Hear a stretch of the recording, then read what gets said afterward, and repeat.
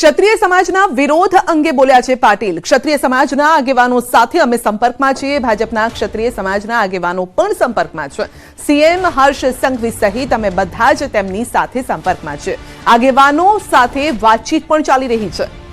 તો આ મામલે સુખદ નિવેડો આવે તેવા અમારા પ્રયાસ પણ છે। આ બાબતે અમે ગંભીર પણ છીએ, કારણ કે ગઈકાલે જ રાજકોટમાં જોયું હતું, ક્ષત્રિયો એક થયા હતા અને સંમેલન યોજવામાં આવ્યું હતું। ત્યારબાદ આ સવાલ પણ પૂછવામાં આવ્યો, ત્યારે સીઆર પાટીલે કહ્યું કે સુખદ નિવેડો આવશે।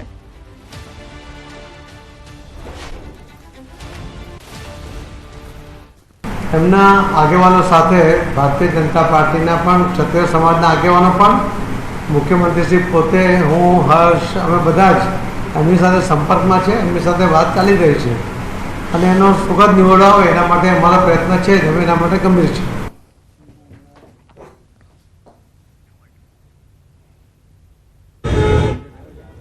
ઉપસ્થિતિમાં મારું ઉમેદવારી પત્ર રિટર્નિંગ ઓફિસર સમક્ષ રજૂ કરેલ છે। અમારી સાથે અમારા શહેરના પ્રભારી સંજયભાઈ પટેલ, સંગઠનના સૌ પદાધિકારીઓ, ચૂંટણી વ્યવસ્થાની સમગ્ર ટીમ, મારા સૌ સાથી ધારાસભ્યશ્રીઓ અને કાર્યકર્તાઓની સાથે રહીને આજે જીતના બુલંદ વિશ્વાસ સાથે ઉમેદવારી પત્ર ભર્યું છે। વર્તમાન સંજોગોમાં જે રીતે આદરણીય નરેન્દ્રભાઈ મોદી અને અમિતભાઈ શાહ સાહેબના નેતૃત્વમાં ભારતીય જનતા પાર્ટી વિકાસની રાજનીતિ કરી રહી છે। છેવાડાના માનવીના જીવનમાં સરળતા અને સુગમતા લાવીને 25 કરોડથી વધુ લોકોને ગરીબી રેખાથી ઉપર લાવવામાં સફળ રહ્યા છે। એવા રાષ્ટ્રની સુરક્ષા, સ્વાભિમાન અને ગૌરવ વધારનારા નેતાઓના માર્ગદર્શન હેઠળ કામ કરતી ભારતીય જનતા પાર્ટીના અમદાવાદ પૂર્વના લોકસભાના ઉમેદવારને 7 લાખ કરતાં પણ વધુ માર્જિનથી જીતવાનો સંકલ્પ પાર્ટીના સૌ આગેવાન, કાર્યકર્તાઓ અને વિસ્તારની જનતાએ કર્યો છે।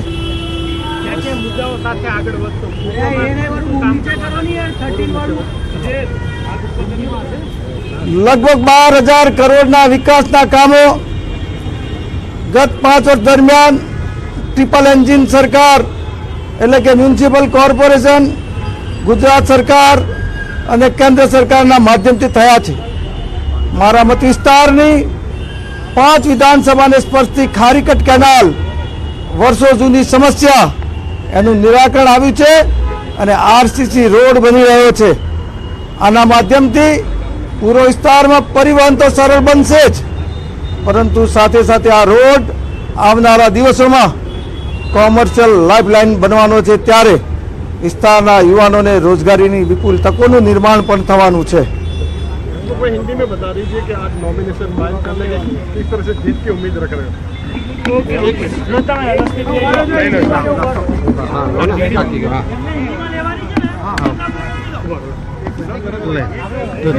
पकड़ो खाली बस।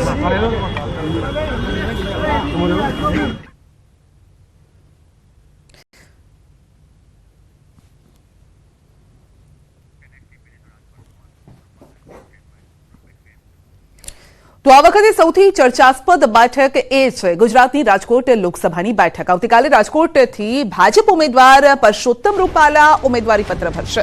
રૂપાલા પણ આવતીકાલે બપોરે 12 વાગ્યે 39 મિનિટના વિજય મુહૂર્તમાં ફોર્મ ભરશે। આવતીકાલે સવારે 9 વાગે તેઓ જગન્નાથ મંદિર ખાતે દર્શન કરશે। બાદમાં રૂપાલાના સમર્થનમાં રેલી યોજાશે। સમર્થન રેલી જાગનાથ મંદિરથી શરૂ થઈને યાજ્ઞિક રોડ ખાતેથી પસાર થઈ બહુમાળી ભવન ચોક ખાતે પૂર્ણ થશે। ત્યારબાદ સવારે 10:30 વાગે બહુમાળી ભવન ચોક ખાતે જાહેર સભા યોજાશે। આ સભા પૂર્ણ થયા બાદ ઉમેદવારી પત્ર ભરવા રવાના થશે। હાલમાં બહુમાળી ભવન ખાતે સભા સ્થળે તૈયારીઓને આખરી ઓપ અપાઈ રહ્યો છે। કુલ મળીને 7 લોકસભા બેઠકો પર તારીખ 19 સુધીમાં તમામ ઉમેદવારોના ઉમેદવારી પત્રક ભરવામાં આવશે। આજે પોરબંદર ખાતે મનસુખભાઈ માંડવિયાનું ઉમેદવારી પત્રક ભરાઈ રહ્યું છે। આવતીકાલે આ જ સ્થળ ઉપર ભારતીય જનતા પક્ષ દ્વારા જાગનાથ મંદિરેથી એક રેલી કાઢવામાં આવશે અને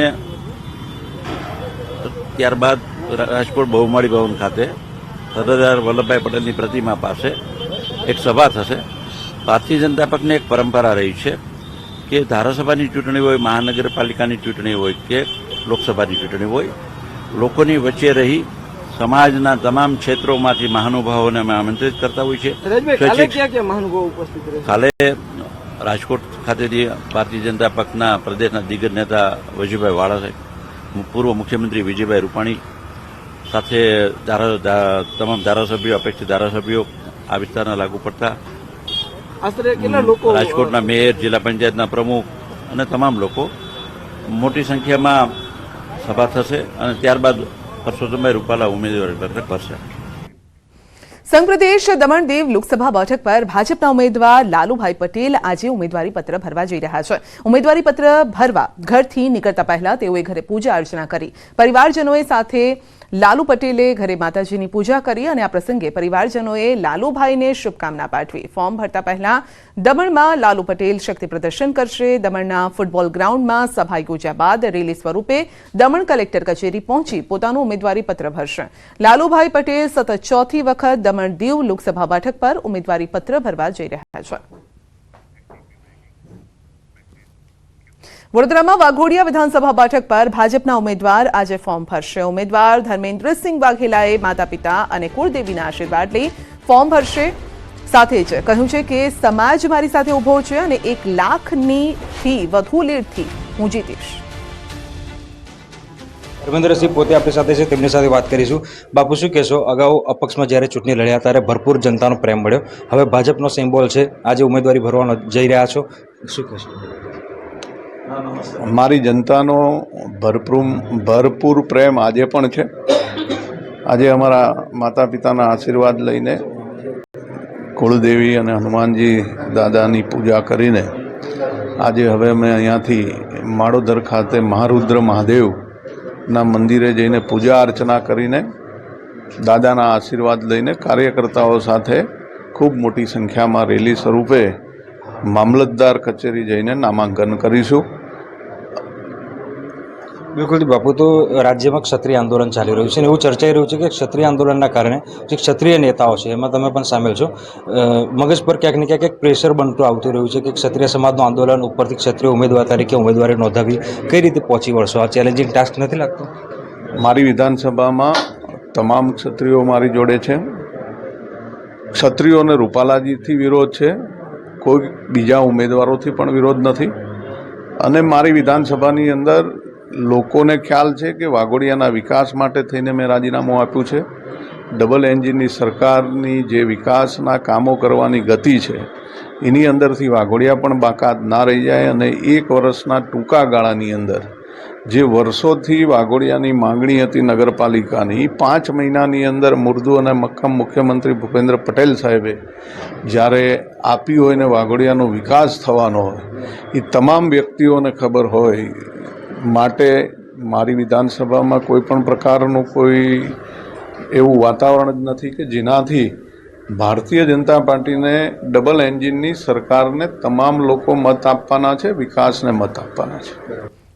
વલસાડ ભાજપ ઉમેદવાર આજે ઉમેદવારી પત્ર ભરશે. ધવલ પટેલ વિજય મુહૂર્તમાં ઉમેદવારી પત્ર ભરશે. ઉમેદવાર ધવલ પટેલે ફોર્મ ભરવા નીકળતા પહેલા ઘરે પૂજા અર્ચના કરી બાદમાં તડકેશ્વર મહાદેવના દર્શન કરી આશીર્વાદ મેળવ્યા. ફોર્મ ભરતા પહેલા ધવલ પટેલ વલસાડમાં સભા અને રેલી યોજશે. વલસાડમાં શક્તિ પ્રદર્શન બાદ તેઓ ફોર્મ ભરવા રવાના થશે.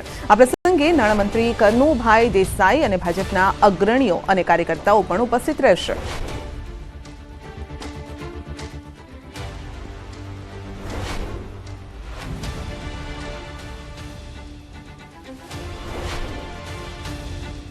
તો વલસાડ ભાજપ ઉમેદવાર આજે ઉમેદવારી પત્ર ભરશે અને તે સમયે તેમના સમર્થકો પણ તેમની સાથે હાજર રહેશે. ઘરે પૂજા અર્ચના તેઓએ કરી છે.